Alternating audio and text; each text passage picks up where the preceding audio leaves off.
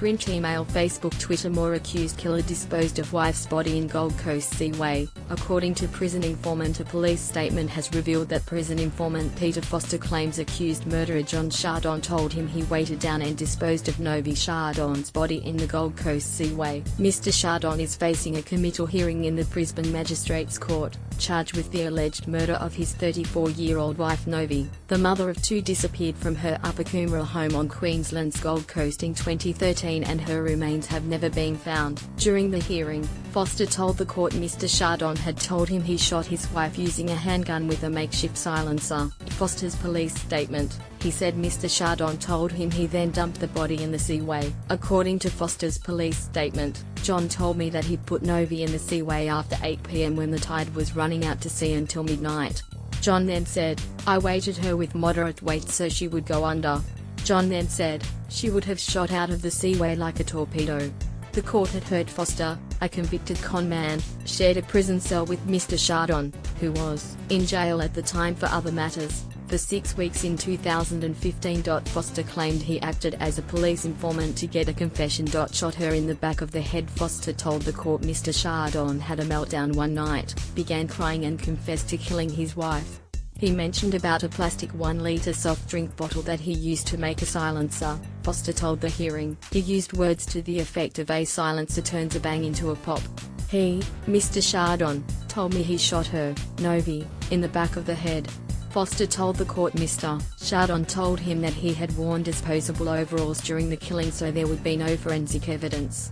He said ammonia and water washes away DNA and forensic. Foster told the hearing, the court heard listening devices were to be installed the day after the alleged confession, so it was not recorded. "I took an accurate record of it the next morning in my book," Foster told the court. Alleged confession does not match Foster's prison notes. During cross-examination, Mr. Chardon's defense barrister Tony Kimmins questioned Foster's statement to police about the alleged confession and said it had not matched his prison notes. Foster told the court he may be a flawed man but claimed he was telling the truth and he would not wrongfully accuse a man of murder. "He told me things that only he could know," Foster told the hearing. Foster said Mr. Chardon told him he had an alibi for the time of the killing but could not recall what it was.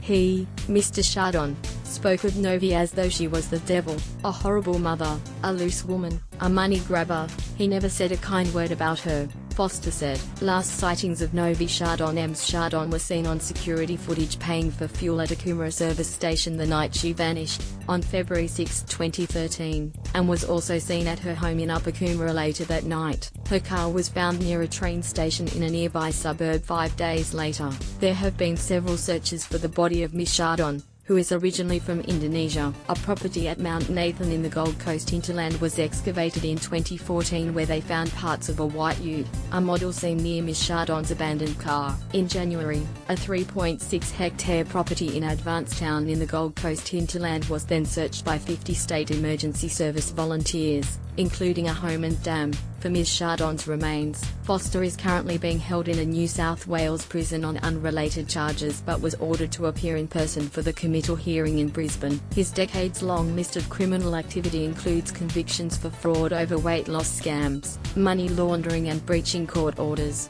Committal hearing continues. Print, email, Facebook, Twitter. More.